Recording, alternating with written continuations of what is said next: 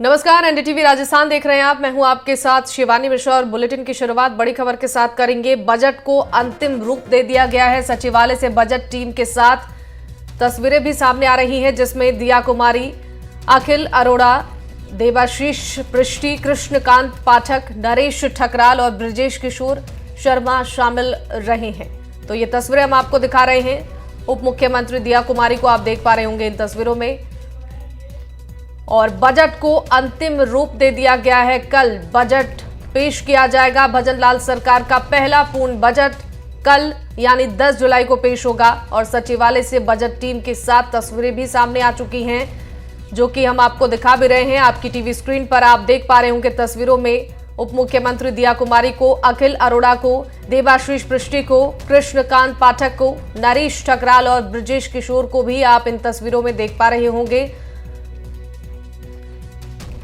तो 10 जुलाई को सरकार का पिटारा खुलेगा और उससे पहले बजट को अंतिम रूप दे दिया गया है। और इसी खबर पर ज्यादा जानकारी देंगे हमारे साथ सहयोगी सुशांत जुड़ रहे हैं। सुशांत, बजट को अंतिम रूप दे दिया गया है, कल पिटारा खुलेगा और उससे पहले एक तस्वीर भी सामने आई है। सचिवालय से बजट टीम के साथ की तस्वीरें सामने आई है। देखिए, लोगों की उम्मीदें बहुत ज्यादा हैं इस बजट को लेकर। पहला पूर्ण बजट भजन लाल सरकार की तरफ से पेश किया जाएगा। बिल्कुल शिवानी, और तस्वीरें बता रही हैं कि जो चेहरों पे स्माइल है, मुस्कुराहट है, वो ये दर्शाने के लिए काफ़ी है कि बजट में एक लंबी एक्सरसाइज जो की गई थी, सभी वर्गों से सुझाव लिए गए और उसके बाद एक मंथन के तहत बजट को तैयार किया गया है। भजनलाल सरकार का पहला पूर्णकालिक बजट, क्योंकि इससे पहले जो बजट पेश हुआ था एक तरीके से लेखानुदान था, पहला पूर्ण बजट होगा। और बजट में चाहे किसान हो, महिलाएं हो, युवा रोजगार के मुद्दे हो, सभी को एड्रेस करने की कोशिश है। हालांकि कल पिटारा खुलेगा, वित्त मंत्री दिया कुमारी कल 11 बजे विधानसभा में बजट पेश करेंगी। लेकिन इस बार जिस तरह से भजनलाल शर्मा मुख्यमंत्री ने सुझाव लिए हैं अपने कैबिनेट के सहयोगियों से, विधायकों से या फिर अलग अलग वर्ग समूह से, उन सभी सुझावों को शामिल करने की कोशिश है।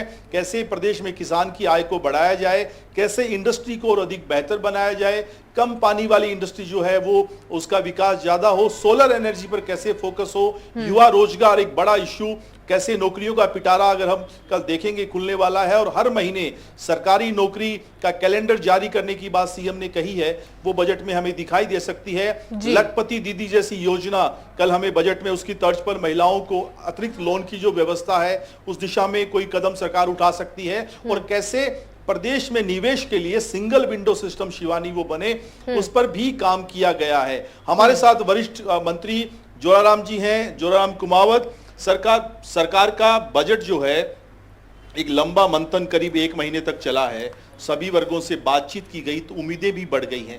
पहला बजट है, क्या बड़ी घोषणाएं हम इस बजट में देख पाएंगे?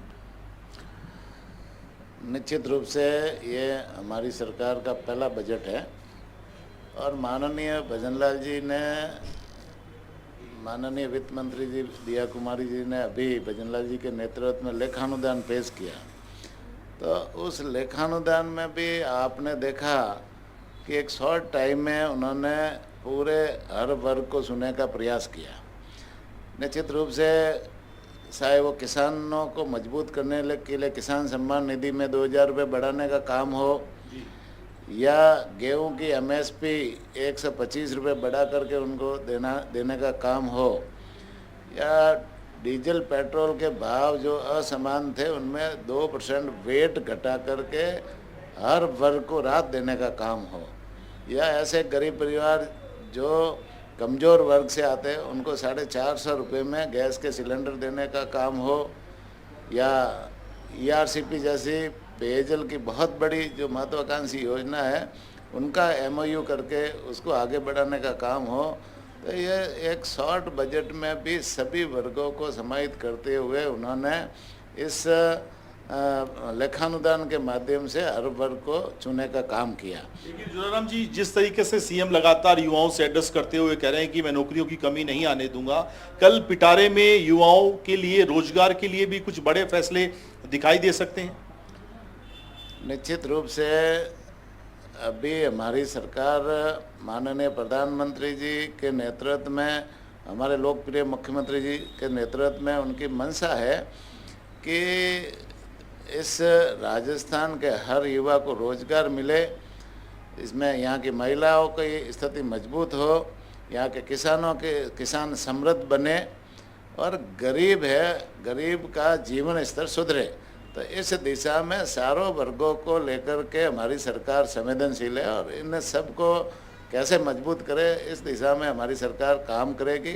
और इसी दिशा में माननीय मुख्यमंत्री जी ने पिछले दिनों में आपने देखा कि राजस्थान भर के सभी वर्गों को यहाँ जयपुर में बुला करके उनके सुझाव लिए और साथ ही साथ में जनप्रतिनिधियों को भी समाहित करते हुए जनप्रतिनिधियों के भी सुझाव लिए और उन सबके सुझावों को बजट में समाहित करते हुए मेरे ख्याल से राजस्थान का इस बार सर्वश्रेष्ठ बजट हमारे मुख्यमंत्री जी के नेतृत्व में यहाँ पेश होगा। एक खबर ये भी आ रही है जोराराम जी की जो मोटा अनाज है बाजरा, उसकी खरीद सरकार शुरू कर सकती है गेहूं की तर्ज पर, या फिर जिस तरीके से मिड डे मील है उसमें बाजरे या मिलेट्स जो हैं, श्री अन्न जिसको पीएम मोदी ने एक नाम दिया है, उसको शामिल किया जा सकता है। ऐसे फैसले अगर लिए जाएंगे तो फिर किसानों को इससे बड़ा लाभ होने की उम्मीद है। किसानों के हित में जो भी फैसले लेने हैं, जो सुझाव माननीय मुख्यमंत्री जी ने लिए हैं, उस सुझावों को समाहित करते हुए बजट में किसानों की स्थिति कैसे मजबूत हो, किसान और कैसे मजबूत हो। आज जैसे राजस्थान में जो राजस्थान की आर्थिक स्थिति कहे, अपने रीढ़ की हड्डी कहे, वो किसान और पशुपालक है।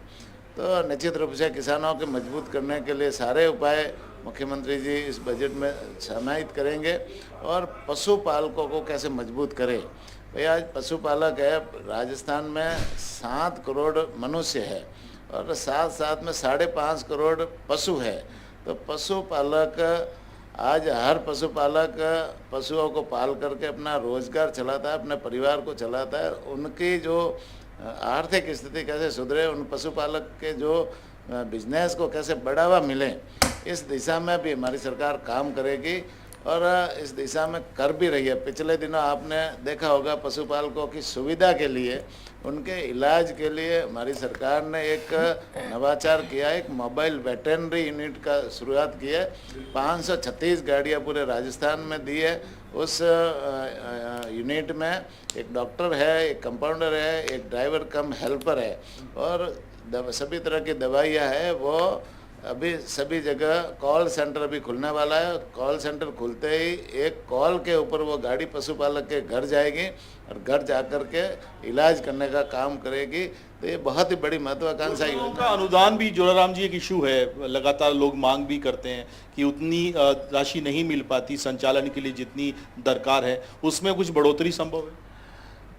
गौशाला में सबसे पहले तो गौशाला के जितने भी प्रबंधक है, गौशाला चलाने वाले जो समाज सेवी है, उन सबको धन्यवाद देना चाहूँगा कि राजस्थान भर में वो 4000 से ज़्यादा गौशाला चला रहे हैं और उन गौ माताओं की सेवा कर रहे हैं। भाई हमारे शास्त्र में भी कहा है कि गाय में 33 कोटि देवता बसते हैं और गौ पालन लोगों ने धीरे धीरे इसको कम किया है। निश्चित रूप से इन गाय के संरक्षण और सेवा करने की हम लोगों को आवश्यकता है और जब से लोगों ने गाय के प्रति उदासीनता बरती है तो उनके परिवारों में कई तरह के संकट आए और दुख भी आए। जब गाय की सेवा करने वाले परिवार आज सुखी रहते हैं और परिवारों में शांति भी रहती है, सद्भाव भी रहता है। तो मैं तो अपील करूंगा कि सब लोग गाय की सेवा करें।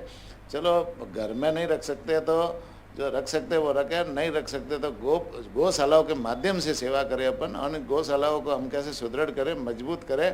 तो इस दिशा में हमारी सरकार काम कर रही है और गौशाला में अनुदान भी दे रही है और भी गौशाला में बहुत सारी योजनाएं चल रही है, उनके विकास के लिए योजना चलती है और नई गौशाला खोलने के लिए हर पंचायत पर नई गौशाला खोलने के लिए भी हमारी योजना है, सरकार काम कर रही है। तो निश्चित रूप से जो है आपका जोराराम जी, डेयरी जो आपका डिपार्टमेंट बहुत महत्वपूर्ण है रोजगार सृजन के लिहाज से, खासतौर पे ग्रामीण क्षेत्रों में जो छोटे छोटे वर्ग समूह है उनको जोड़ने के लिहाज से, उस दिशा में भी कोई नवाचार हमें बजट में दिखाई देंगे?